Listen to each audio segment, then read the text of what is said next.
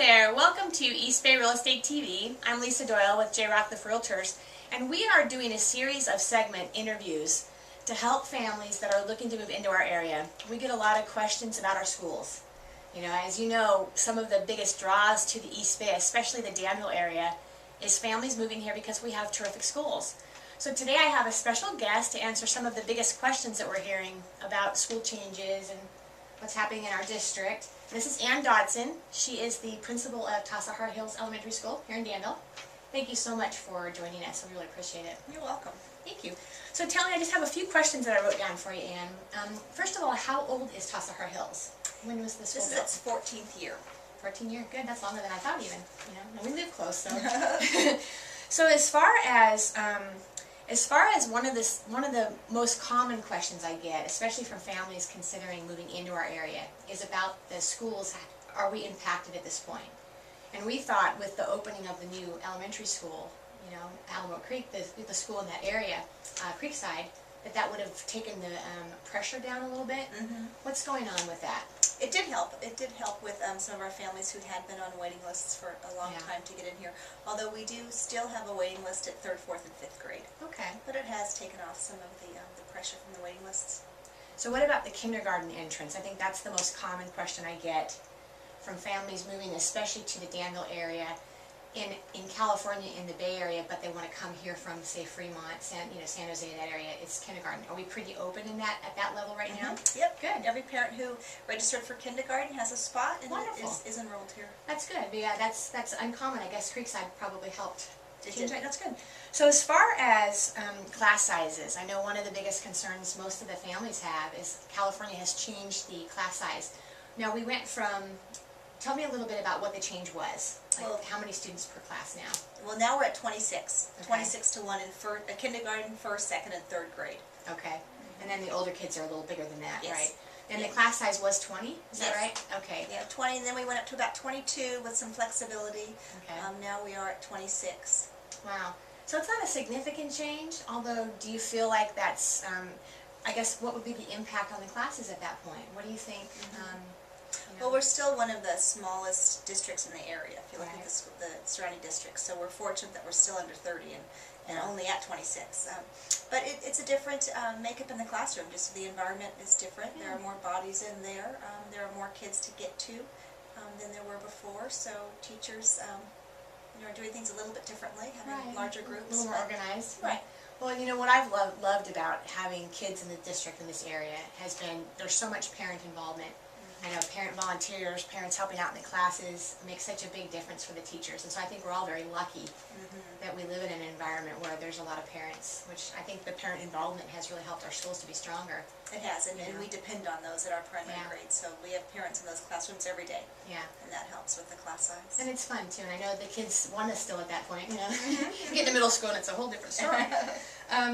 Do you see any changes in our district? And I think you would have the same changes as the whole East Bay, or is the San Ramon Valley School District different? It's different. Okay. And our superintendent, Steve Enoch, has helped us set some goals this year with kind of a 3-prong approach that we're looking at with the district. Besides making sure that we are have high expectations for student achievement, which is one of the things we're renowned for, with core standards, we're also looking at character development and making sure that we're educating the whole child.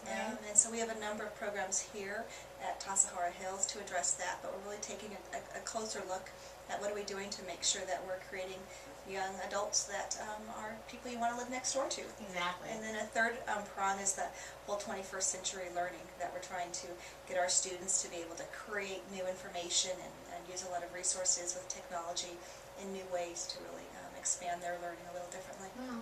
I know one thing that I love about this district too is there's a lot of emphasis not only on education, which is so important, but on physical fitness too. You know, on being healthy and eating right. And our cafeterias have, you know, the vegetable fruit counters and, you know, the idea, and I think that a lot of the kids are very excited about the Stride for Pride. Tell our, you know, this is something fun for families that are moving into our area because not everyone does this. Tell us about what Stride for Pride is. Okay. Well, one of the things that we noticed last year when we looked at student achievement was the area of fitness. Right. And our 5th graders take a California fitness test, and they didn't do very well in a number of the areas at Tassajara, and we were below students in schools nearby. Oh, and so we really took a look at that and said, this is an area we need to beef up a little bit. And so some of the things we put in place last year, especially for our 5th graders, is a weekly PE circuit. So besides our credentialed PE teacher who teaches PE classes, our 5th graders get a second lesson with a PE circuit every week, and they love that. And then we also put in place, just to get kids more fit, a walking, running program that we call Stride for Pride. And so every day of the week, either before school or at lunch, the field is open and there's parent volunteers, and the kids walk or run the field and they earn laps, and we're trying to get enough laps that we could have walked around the globe. So we're working so we have a big map in the multi-use room, and last year we made it over to Europe, and we're trying to get all the way around. So. Well, I have to tell you, most of the kids in the district have been very excited about this. You know, they collect their little stickers on how far they've run, and you know, and kind of take a little friendly competition between them and their friends. And so it's been a very, very good addition to the school. So. And the results were great. Our scores on the physical fitness testing for 5th graders skyrocketed. Wow. I mean, it really did just in 1 year. Okay, congratulations. That's a wonderful addition. So what do you think, I know many of the parents who have children in the schools here could give you a lot of what they feel the strengths are of the school. What do you think is different about Tassajara Hills? And as far as families moving here, what could you share? Well, I think definitely the strength of our school is the quality of our staff. Right. And the teachers here are exceptional with their dedication and just their skill level. And their commitment to learning. We have a book club going on right now with teachers that are working together, reading through a book about what are some really powerful strategies for kids to get kids into college.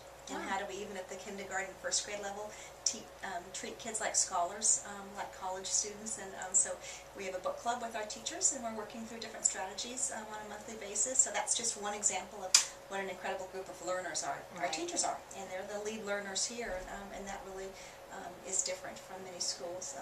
We have a commitment to high achievement, like many of the schools in the district do. And we monitor the learning of all of our kids very well.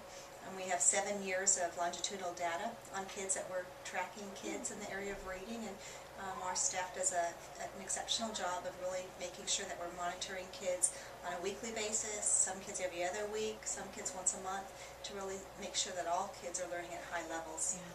Well, and what I've noticed too is the emphasis on the schools where it feels like the kids don't slip through the cracks, where you hear about horror stories about school districts that aren't as strong. And I think that one of the kids I heard talk about that in 2nd grade they got to publish a book.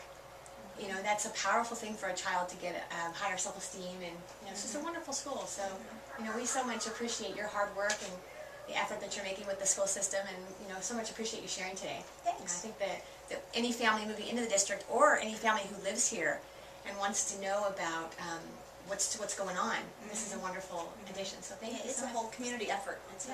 Would you give the families the website for the school, so if they want to go in and check out more details? Sure, it's easy. It's TassajaraHills.com. Awesome. Thanks so much, and we'll look forward to seeing you again soon. Thank you.